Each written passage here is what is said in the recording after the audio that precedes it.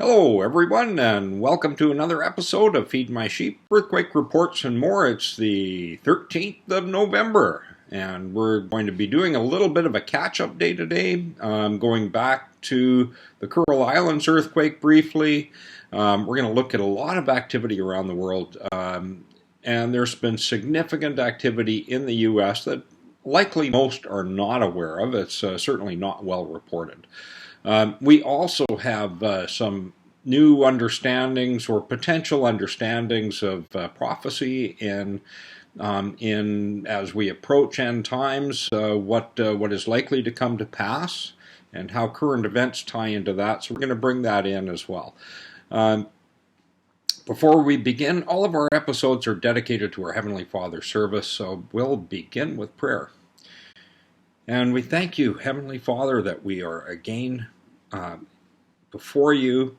We thank you for the understandings that you give us as we search through your scripture, as we look at current events, as we see the earth changes, and the various things that you, Jesus, shepherd us through to find all these things, to put all of these things together. And we thank you, Holy Spirit, that you continue to support us by bringing us peace, by bringing us discernment of truth, by bringing us understanding as well. Father, you said, my children perish for lack of knowledge, and we are to be diligent to seek truth. This is biblical.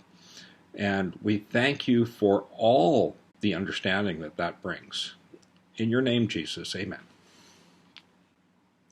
So we're going to begin back on the 9th, and this site is turned down. This is Guam, and this is somewhat turned down. This is the Nicaraguan earthquake, the last one, and this is the VLF.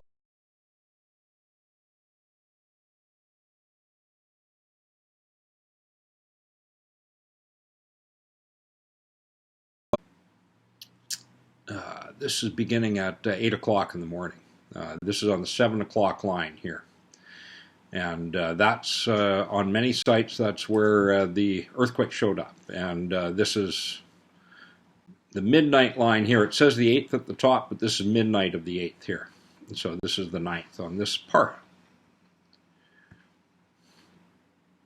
So we were having a shift. Now, what is significant about Guam? Guam is the edge of the Marianas Trench. The Marianas Trench is the plate margin between the Philippine plate and the Pacific plate. So this is a plate edge, plate margin fault shift. So this is a shift of plates.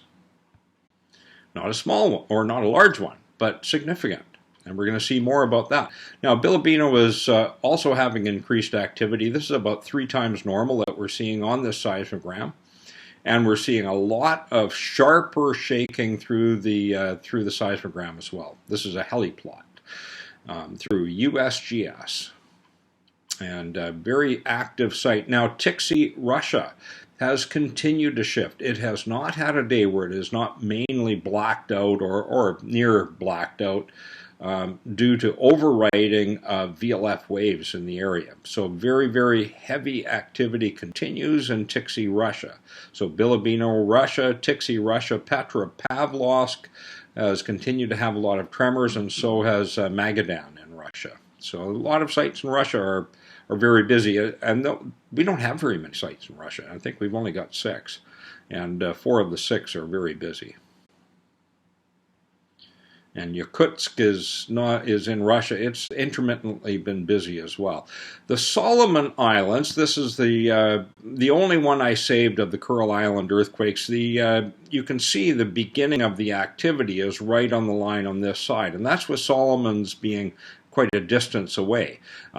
When you look at the origin site, the close sites for the Kuril Islands, it's mixed in with the end of the seismogram here, and there's some data loss. The data actually continues for another roughly a minute beyond the edge of the paper. So we end up using data. So this is the closer site that shows the entire signal beginning on the left-hand margin, because it takes time for that activity to transmit through the crust to get to the Solomon Islands. So this is a distant propagated signal already by the time we see it here.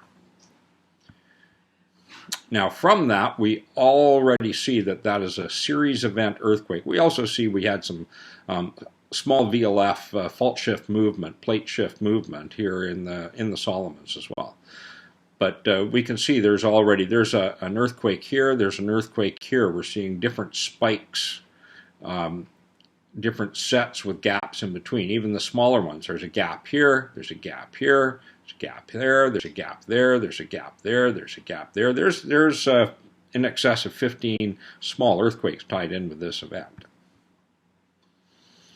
Here from Kivo, Finland, we see that there was a deep portion. The spreading of the waveform allows this to get out, and you can see how large this is in the early portion. And this is 5 minutes in duration, and that's this runs into the next signal a little bit, but we've got 5 minutes of VLF waves, or not VLF, but lower frequency waves, and that's indicating that it's very deep.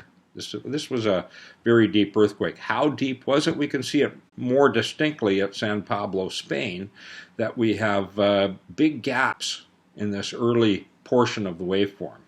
And we're going to look at one more.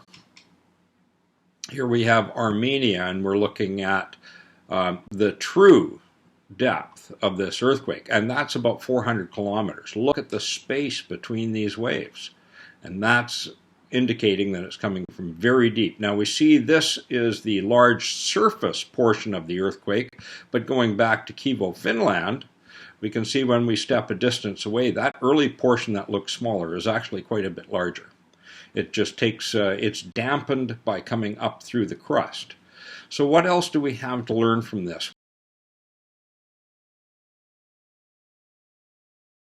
So good propagation to Spain begins here at the 1600 line when looking from Spain, and we have 1, 2, 3, 4. This is 5 hours and 20 minutes of total duration of this earthquake. So we have a 5-hour, 20-minute total duration from Grande, Armenia. We can see the depth. What do we see for total duration? Does it match up? We're 1, 2, 3, 4, 5 hours. There's 20 minutes there. There's 25 minutes here. So a good 5 hours and 20 minutes of total duration. This is a 7.6 earthquake at minimum. This may have been a touch larger. I believe it was reported as a 6.6. They're a full magnitude out. And there's no question about that. Now, from Guam, we were looking at the shift up above. We're looking at a much bigger shift with this earthquake following this earthquake.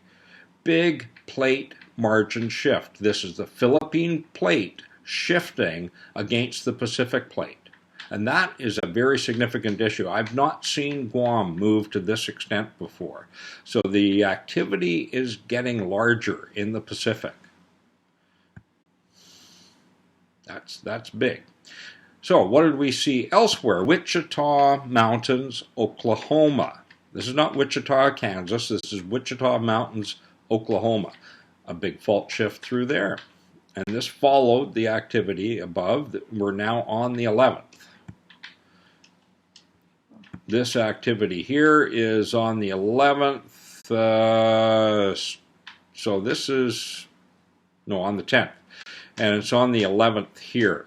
Okay, so this is the break in the line. So this is beginning, this VLF activity is on the 11th, even though the seismogram says 10th. And this activity here finishes just before midnight on the 11th. So later in the day, we're 12 hours later. Actually, just about 24 hours later. And Red Lodge, Montana, we've got an 11th seismogram, and it changes to the 12th down here, so this is all on the 11th. Red Lodge, Montana. VLF shift, fault shift, intraplate fault shift, inside the plate, intraplate, okay? Not between plates, but intraplate, inside the plates. Inside of major plates, every major plate is a system of fractures throughout it. It's although it's called one plate, it's got fractures throughout it. You can see these clearly across the Pacific, and the New Madrid is one big fracture going right up into the Great Lakes and out the St. Lawrence River and into other areas. So there are fractures that go right down to the asthenosphere through the plates themselves. Great Sand Dunes National Park, Colorado. We had lots of movement through there as well. You can see it begins here on the 1500 line. It goes to the 2100 line. We've got 6 hours of fault shift activity in Colorado. It doesn't look big on the 1500 line, but it's there in the distance, and we can see what happens when it gets close to the seismic site. We get this activity. So you can see it was building, right close to the site and then distant again. And it didn't get super close to the site. Had it gotten very close to the site, it would have been off the chart. So this site is probably not close enough to the fault to register an off-the-chart size signal. Maybe it is, but I don't think it is. Dagmar, Montana. We're still in Montana, and there's lots of VLF activity every day in Montana, but occasionally it gets right close to the site, and this is what we're looking at when it gets right close to the seismic site. So there's an ancillary fault running up the river that this site is on north of the Missouri River. I don't remember the name of the small river it's on, but there's a small river there. The Boulder Array Site 6 in Wyoming. So south of Yellowstone and Wyoming, there was activity as well.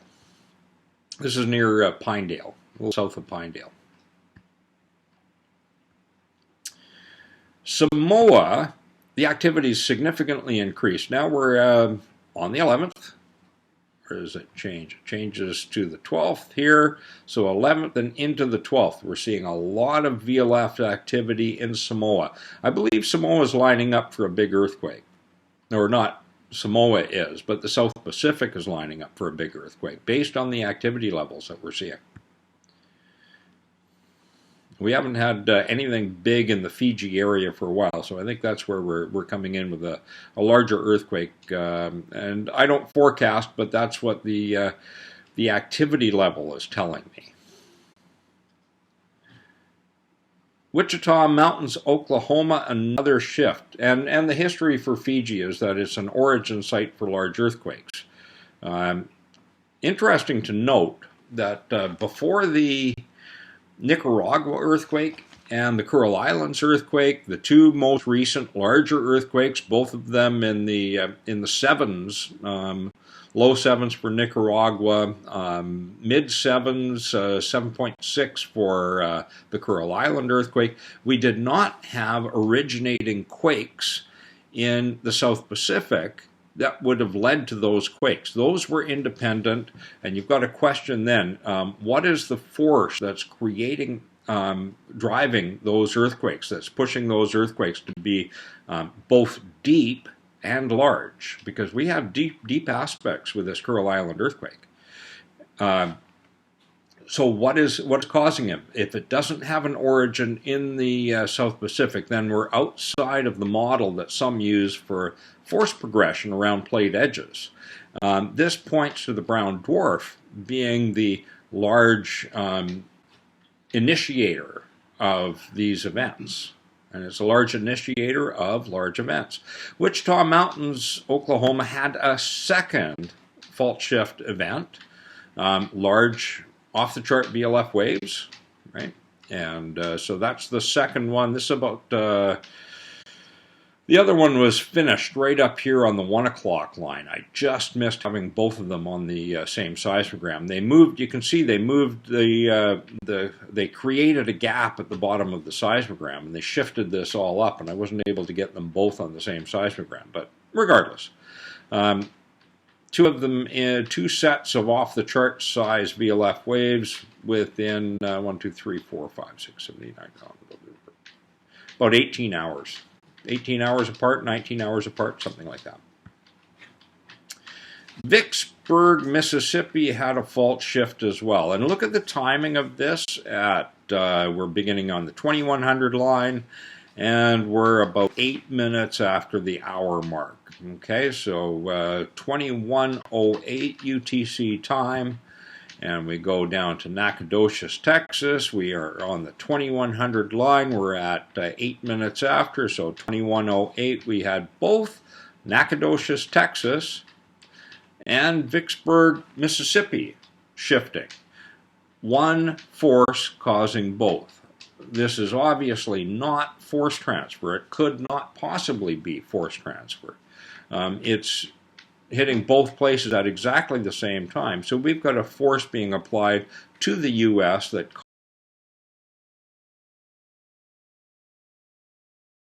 on the 2100 line. Do we have something here on the 2100 line? No. This is just Montana continuing to be very, very busy. Along the Missouri River, all through here, and up the ancillary fault for this off-the-chart sized activity.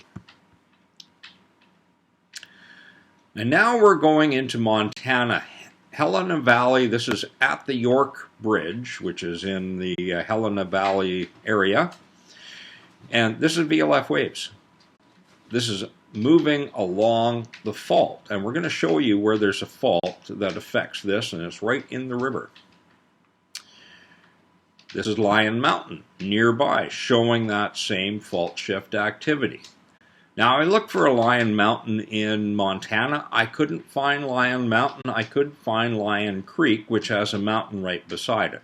And I checked the mountain right beside it for tree kill. And I found lots of tree kill on that mountain. Patches of full patches of all the trees killed, and that's going back to 2015. And I back-checked that activity, and it began in about 2009, 2010 with tree kill in that area. So this has been building activity for a while. I didn't give you pictures of that, but nearby we have Mount Belmont, also an active volcano reactivating, and we see there's a fault associated with Mount Belmont, and it's picking up the very same activity. Notice the time is the same as Lion Mountain. Okay, so it's close by. Lion Mountain activity is the same time as the Helena Ridge or Helena Valley activity. Elliston, Montana is right close by, showing the same fault shift activity. And we have the Lewis and Clark Caverns, also in the same area, more to the south, but showing the same activity. So what are we looking at for all of these sites to show the same activity? We're looking at the length of a fault, and here's where that fault is. This is Yellowstone right here. This is Wyoming down here. This is Yellowstone Lake down in this area. This is the Hebgen Lake is right here. This is another lake called Earthquake Lake that's got a seismogram at it. This is Barton Gulch here. Now this is the Lewis and Clark Caverns. So you follow this along here. It's like a backwards S that goes, and this is a valley that goes through here. All right, so we're tracing a valley. It's a backwards S, goes through Mount Belmont. And so here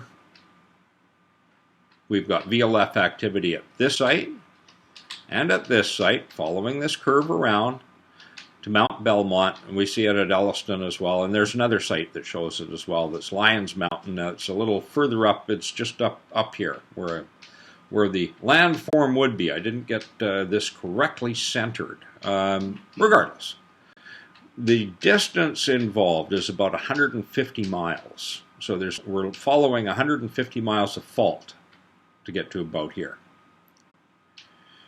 So there you have the reason why. The only reason you can have that same signal showing up at all three and that staccato type fault shift signal is because you do have a fault and it's shifting and was shifting through that period on the 12th, yesterday. And this is a little closer look at it here. the Lewis and Clark Caverns down here, Helena Valley, Mount Belmont, this is Elliston, and Lyons Mountain is up here. It's actually Lyons Creek. Locally, they're calling it a mountain. We also had activity in Stanley, Idaho. I don't have a seismogram for Stanley, but this is nearby Mayfield, Idaho.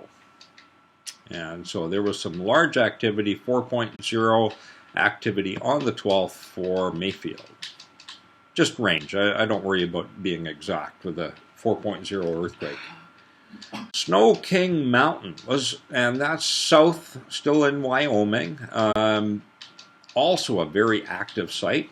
You can see that it's a reactivating volcano, and we potentially see some fault shift through here as well. The boulder array in Wyoming, it was also busy. We see it here.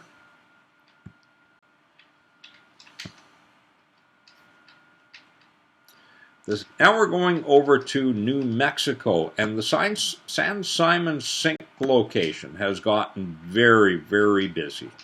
And so this is yesterday at the San Simon Sink in New Mexico. This is an area that we've previously shown on imagery, Google Earth imagery, and it's an area of depression, round in shape, looks like a potential caldera.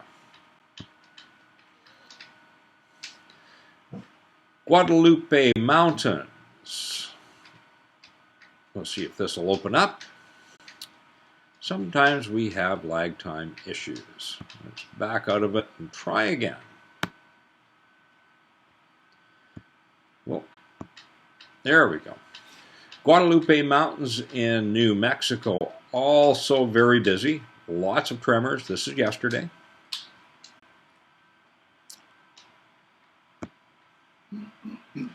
Deming, New Mexico, you can see this is on the Rio Grande fault system, a spreading rift fault, known to be active, and these gaps in between the signals are just artifact. That should be full all the way through, every one of these. So the black to black, the blue to blue, the red to red, the red to red, those should be full through the seismogram or through the signal. So the fact that it looks like three different parts is just artifact. Take out the gaps, imagine that it's filled in, that's what it should be. Because this signal type is not natural. This is just meaning that the site is overwhelmed by the size of the activity, so it can't show the center portion. So this is what they call tool flaw. It just means the instrumentation can't handle the activity, so it shows an error signal. It just shuts off in this period. So big activity through Deming, New Mexico. It would surprise me if people were not feeling what's going on in Deming.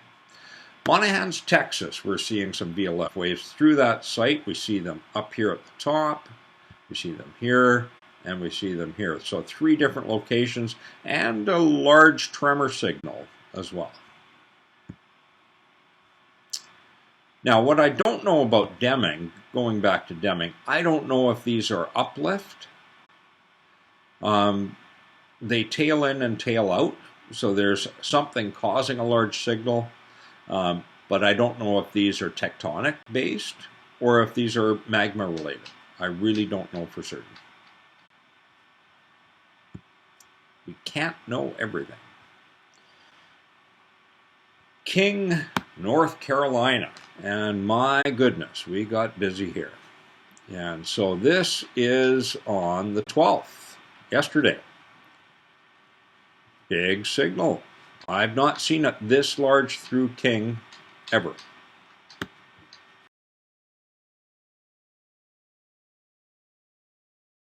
The 12th, which was bigger. Now this is compare this to Deming. Okay, we've got a taper in signal here. You can see it tapering a little bit here. Some of this is obscured with other lines in the way, but you can see that this has the same kind of duration as Deming, except it's filled in all the way through. This is a different seismogram system, and this instrumentation handles the signal better. But we also see that there's some VLF waves. We can track this blue line to here, and then back to normal. We can track this black line comes off of this signal here. It went off of this high vibration signal onto this line that's waving. Why is that? Because the seismogram was overwhelmed, and this has actually become a hard enough move as a VLF wave that this is how it shows up. So a big move here off of the black line, showing it filled in completely and then overwhelmed the seismogram and went into this wavy line. And we see a second wavy line. So this black one here is continuing on in the blue, continuing on through to here. And then we see the blue signal carry on across here, carries on in here, but somewhere in here we get a red line mixed in. And I don't know how this all exactly happened. We've got we've roughly got an hour of VLF waves between, or two and a half lines. We've got the red line. These are each 15 minutes, so about 37 minutes of VLF waves through this site, plus some very large activity otherwise. I would again be surprised if some of this was not felt.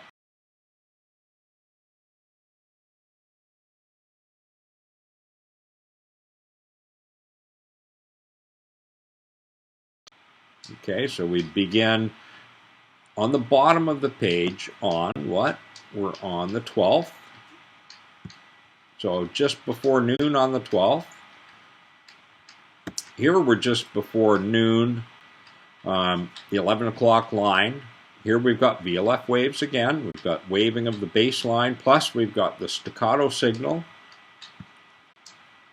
So that is essentially another form of this. Okay, just slightly different time. The other one was at 11. This one's a little later at 11:40, something like that, or 11:35 for an onset. So, also shifting in Taylorsville, North Carolina, and that changes to this signal here, and then we have a later burst of activity here. That's all VLF waves going through here. And you can see the wavy baseline here. You can see it got so busy. This is just the signal being that active that it shows us a solid blue and then a solid green. You can see here there's just little whispers of white in between. And then it gets so busy it fills the whole seismogram. That's just incredible activity through Taylorsville. So there's the same time period. We're ending at, on the black here, yeah, 10 o'clock line here. So, sorry, 1800 line here.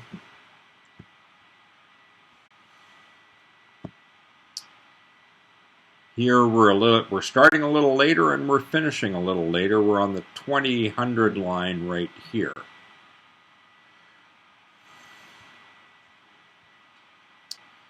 And Sandy Mush. Now, why Sandy Mush? Because it's directly in line with these other two sites. And I thought, well, what's happened to the south and what's happened to the north? So I checked north and I checked south. I went back to Sandy Mush on the 10th. This is what we had on the 10th. And this is a duplicate amount of activity as we're seeing at the other two sites. So Sandy Mush to the south moved first, and then the other two sites moved on the 12th. Now, Taylorsville had some activity on the 9th and 10th. So there was Taylorville's in between King and Sandy Mush. Let's have a look at that. So looking on Google Earth, there's King. This is the North Carolina border here. We're stepping across to Tennessee. Right here, this is Walnut Mountain, just in the corner of Tennessee, catching it in the Blue Ridge Mountains. Dogwood Stamp Mountain had some activity as well. And this is, so we've got walnut. This is the craton edge here. This is the deformed craton edge. And this is Walnut Mountain right beside it. Grassy Mountain down here was also busy. We had some increased activity at Calhoun. And Copper Ridge, we'll be showing that later as well as having some significant activity. But this line right through here is the line that's busy. And we're going to take a little closer look at that one, because I've zoomed in and taken another picture of it. So there's Walnut Mountain, there's King, there's Taylorsville, Dogwood Stamp Mountain, and Sandy Mush. Both these two sites were busy. This was busier than what Dogwood Stamp Mountain looks like. Taylorsville, very busy. But this one was busy on the 9th to the 10th as well as being busy super busy on the 12th, along with King Mountain. So there's where you are on the map. This is Charlotte right here. Just so you can see all.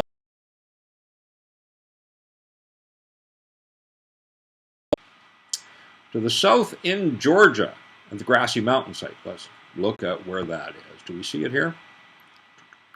Yeah, Grassy Mountain's right there. So we're just into Georgia. Murphy's down here, Calhoun's down here. North Georgia, right?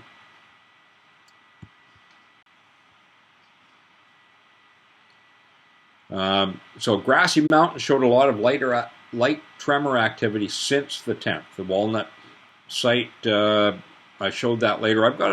I'll zip down and I'll show you Walnut, because I got it out of order. This is how busy Walnut site has gotten. Now this was a super active site already, and it's just gotten that much busier through this time period. This is not fault shift. This is perhaps a combination of fault shift, but it's mainly magma infill. This is a reactivating volcano in the northeast corner of Tennessee in the Blue Ridge Mountains.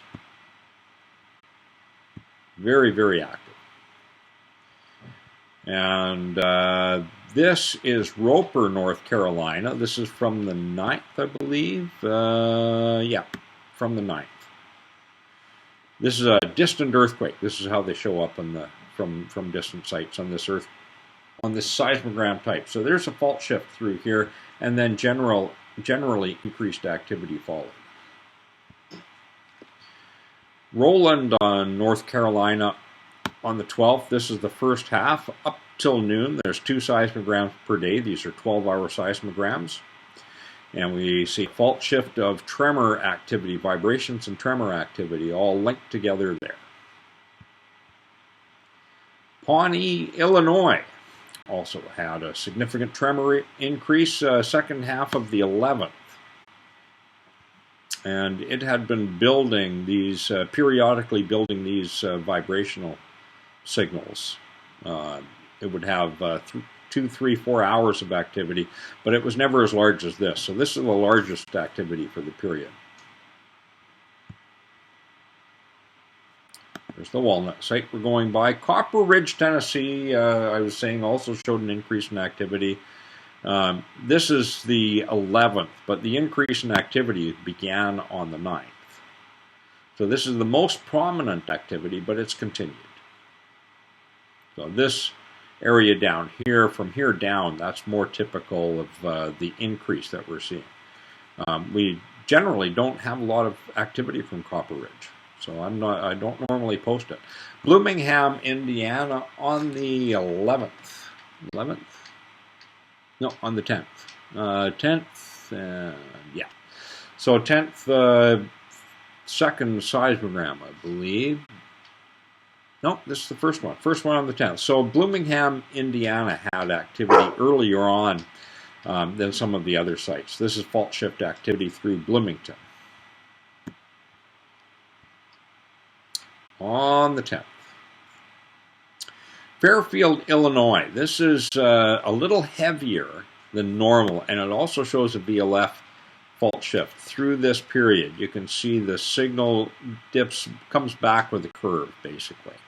And it's got a spike here, and it disappears on an angle here. This is typical of VLF activity. So it's got not only the normal tremors, maybe a few more tremors than normal, but it's got VLF fault shift as well, which we don't normally see in Fairfield. Pickwick Lake, Alabama. This began a few hours before this seismogram started, but it wasn't so active that I should show you both. This is the more active site. And we see tremors going through Pickwick Lake, Alabama here, which is normally a pretty quiet site. Going back to Indiana, this is Scott Elementary. Very significant activity in Indiana. Fault shift. You can see the interlinked fault shift tremors going through the Scott Elementary School site. And it carried on a second seismogram, which gives us this. Now, there's a whole bunch of sites I haven't shown, such as Hickman, Kentucky, showing VLF waves, which is unusual for Hickman, Kentucky. And this is from the 12th, from yesterday. So there's very significant activity going on in the New Madrid. I've yet to report on Arkansas and Missouri and a few other sites that are, or states that are very busy as well. So we've covered some of what's going on, but there's a lot more. But this is the significant, it's significant when we're getting the east craton edge moving with fault shifts that we've never seen before to those levels that we displayed today. And we're also seeing fault shifts in areas where we don't normally see them, like Hickman, Kentucky. So the activity continues to ramp up, and it's actually better to group seismograms into a few days like this to show you a pattern of what's going on. I could go across and show you all the other states and do it all in one day and just show you one day, but it wouldn't give you the pattern.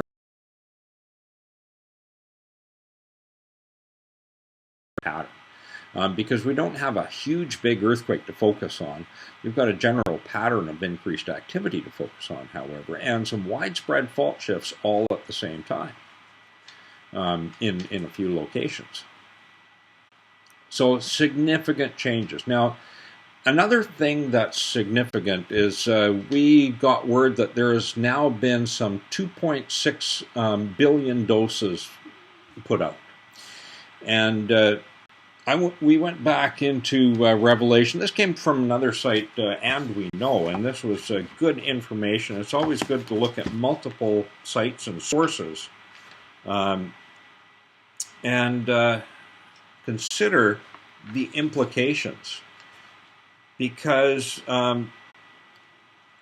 the effect of these doses or these cookies, let's call them cookies, the effect of eating these cookies is coming down the road. Epidemiologists have talked about the impact being something that happens in days and weeks and months and years.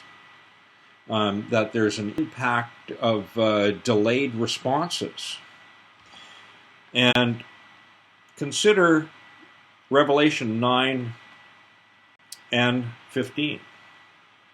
And the four angels were loosed, those that were prepared for that hour, and for that day, and that month, and that year, that they might slay the third part of man.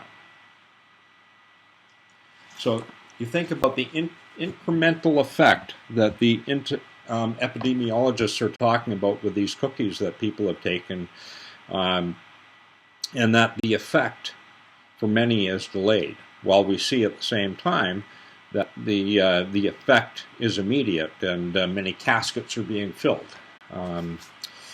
So that's another way to look at what is happening in prophecy that applies to current events. And that it is important to recognize that what is presented in Revelation is described also in Revelation as not being chronological. There's not always chronological. All the horses can ride at the same time, having an impact at in different ways. The trumpets can overlap. The plagues can overlap.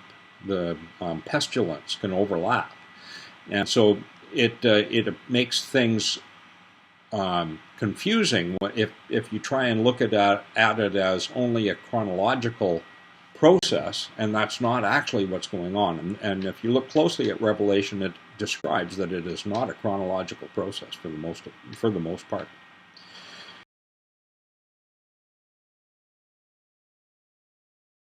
The 2.6 billion is 1/3 of the current 7.8 billion people on Earth, or something close to that anyway. And if not all perish as a result of these cookies, then you're able to match up the numbers very, very well. All right. Now, keep in mind, God has provided everything on this earth for the well-being of his children and all children. And God also says, "My children perish for lack of knowledge." The fact that many have taken this thinking it was a good idea because they were not diligent to seek out the truth. That's the only way they could have taken this in the first place. Were they diligent to seek out the truth? This has been known in so many areas as to be a very dangerous cookie to take. So, that said, everything is available in nature to assure the health of God's children and all his created beings on earth. That is available for everyone.